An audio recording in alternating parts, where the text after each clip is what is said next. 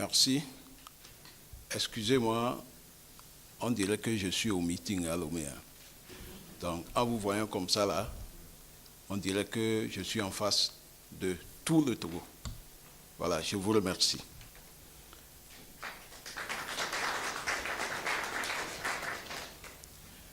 Je suis Olivier Ama, président de l'ASVITO, l'Association des victimes de la torture au Togo.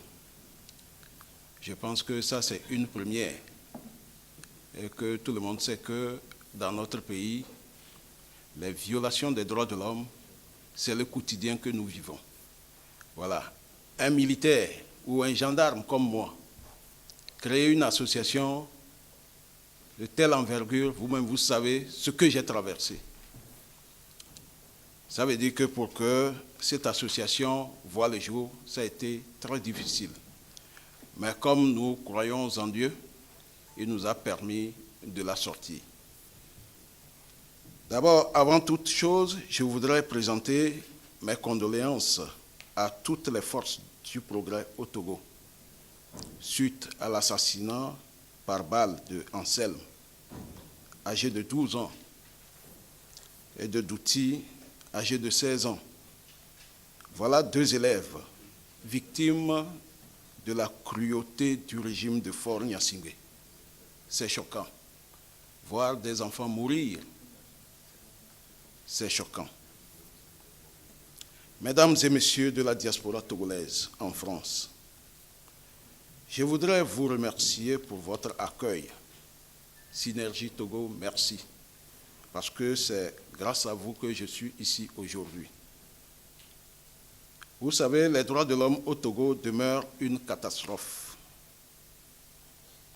Parce que le régime actuel n'a pas encore mis l'homme au centre de ses préoccupations. Avant 2005, les violations des droits de l'homme se sont caractérisées par des arrestations et des embastillements arbitraires, pratiquement dans tous les pays. Et puis dans le nord, c'est Ernest Gnassingbé avec sa section de sécurité qui semait la terreur. Moi-même, en ce moment, j'ai fait pratiquement 2 ans à Kara comme commandant de compagnie. Entre-temps, quand la presse tirait vraiment sur lui, il a essayé de mettre un peu d'eau dans son vin. Au lieu d'envoyer les commandos enlever les gens, il mettait maintenant la gendarmerie au devant. Donc, de temps en temps, il m'appelait. Et puis, la cible était déjà désignée, puisqu'il a ses commandos sur le terrain. Il m'appelle Ama, va dans tel bar, tu vois quelqu'un, il est habillé en rouge, amène-le à ton bureau. Donc, moi, je fais l'enlèvement. Et puis, après, il me rappelle, à 18h, de l'amener au camp Lanya. Je n'avais aucune force. J'ai envie de protéger les gens, mais je n'avais aucune force. Quand j'amène la personne au camp Lanya, des fois c'est devant moi que les traitements inhumains commencent. Ça commence par des bastonnades, et puis il y a un endroit où les cochons allaient se coucher dans l'eau. Donc après on amenait les gens là-bas pour leur dire de nager dans ces eaux vraiment boueuses. Voilà à peu près ce que j'ai vu à Kara. Donc ensuite, l'on peut citer l'exemple de Claude Ameganvi et de beaucoup d'autres personnes. Pour leur opinion, ils ont été arrêtés et embastillés. Certains ont été tout simplement assassinés. Ensuite, entre février et avril 2005, ce fut le comble. Les Togolais ont été battus, blessés, mutilés, assassinés. On a eu à dénombrer plus de 1000 morts avant d'installer Faure Gnassingbé à la tête du pays. En 2008, ce fut aussi le tour de l'historien Atiké Agbobli. Il a été assassiné et jeté à la plage. Jusqu'à aujourd'hui, les enquêtes n'ont rien donné. Tout ceci pour maintenir et entretenir la terreur, afin que les Togolais cessent de penser au pouvoir.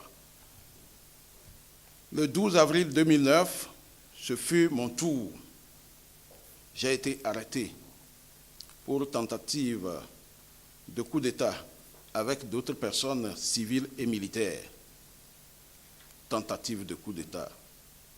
C'est souvent l'argument béton que Gnassingbé père et fils utilisent pour abattre ceux qui sont susceptibles de les empêcher de tourner en rond. Donc, après les tirs chez son frère Pacha, qui ont fait 2 morts, j'ai été conduit dans une caserne militaire chez les Belvers, à la garde présidentielle, autour de 2 heures du matin, après une perquisition de mon domicile. Donc, j'ai été enfermé là où Memen aussi a été enfermé pendant 3 ans. Donc, c'est quelque part au camp hérité où personne ne vous voit. Vous n'avez aucun contact. Voilà. La même nuit, certains ont été enfermés à l'ANR. L'ANR, tout le monde sait que c'est l'Agence nationale de renseignement qui a fait couler beaucoup d'encre et de salive. Les arrestations ont continué jusqu'au 18 avril et c'est en ce moment que nous avons commencé par traverser l'enfer. D'abord, pour l'accueil, on nous a mis dans une cellule sans toilette pour certains pour 5 jours, pour d'autres plus faibles 3 jours.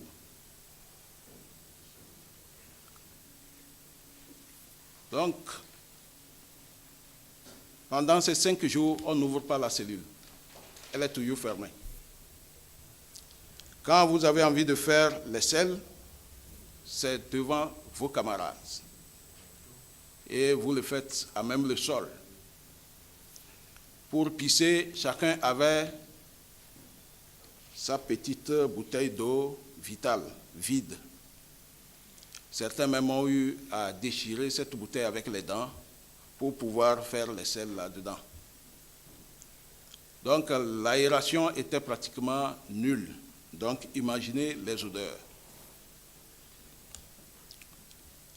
Voilà, donc vous n'avez pas de nourriture pendant les 5 jours, ni eau.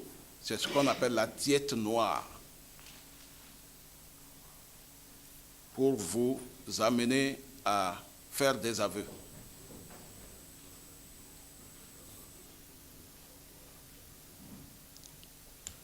Donc, à l'ouverture des cellules,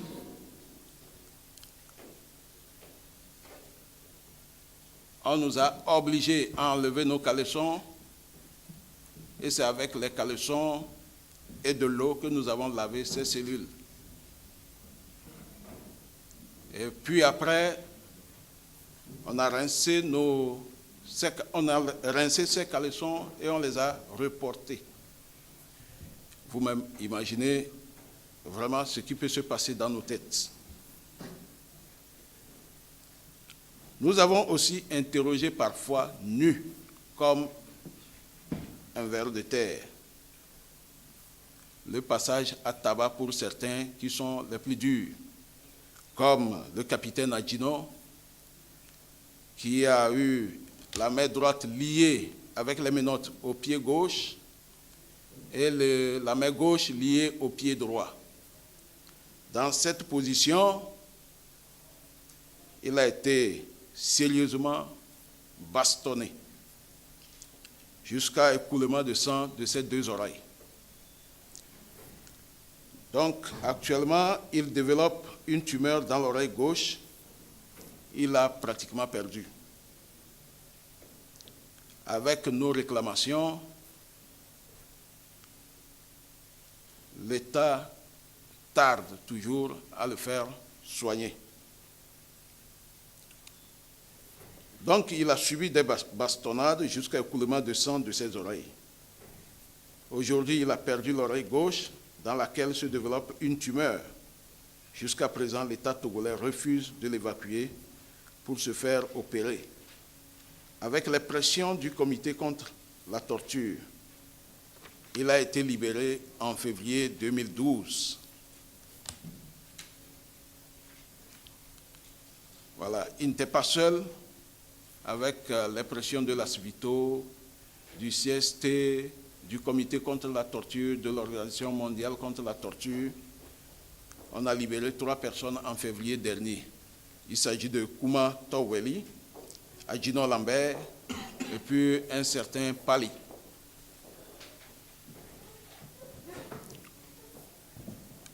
En ce moment, tout le monde était privé de brosse à dents pendant plus de 2 mois.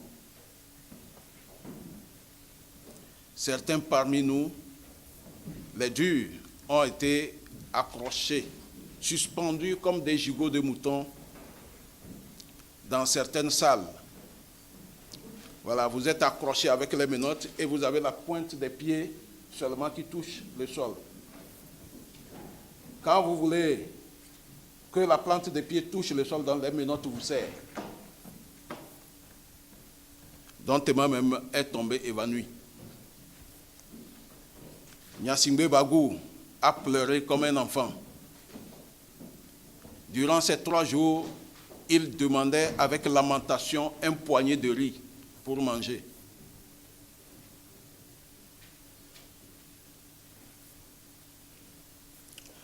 Certains ont été arrosés d'eau glacée la nuit.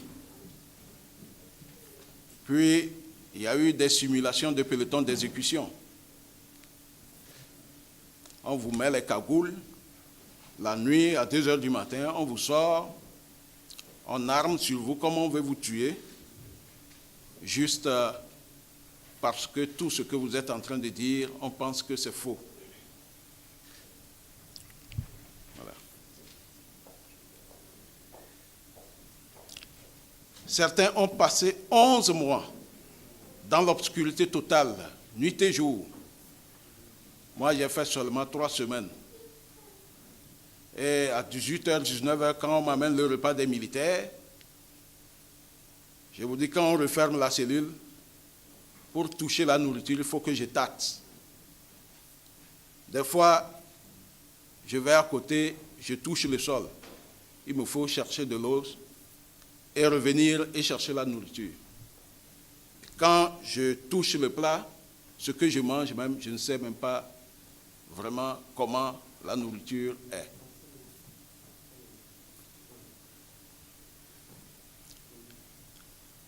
Donc, durant les 30 mois, nous avons été enfermés 24 heures sur 24. Après pratiquement 2 ans, tout le monde avait les lèvres rouges, puisque on n'avait plus de l'ultraviolet dans notre organisme. Donc, tout le monde pensait que nous sommes des buveurs de Sorabi. Voilà. Nous avons pratiquement tous développé des maladies. Ici, moi, je suis hypertendu, actuellement hypertendu à vie.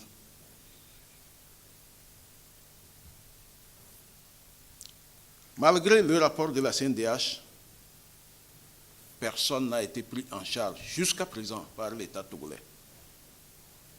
Donc, du 1er au 11 septembre 2011, nous sommes allés au procès, au cours duquel nous avons eu le courage de dénoncer les traitements dégradants inhumains que nous avons subis pour nous arracher des aveux et pour nous punir.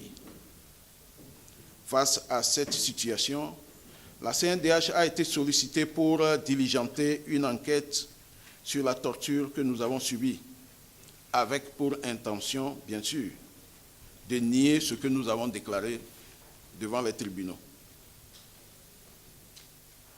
Mais malheureusement pour eux, M. Kounté a déjoué leur pronostic. C'est ainsi qu'ils l'ont forcé à publier un rapport tronqué.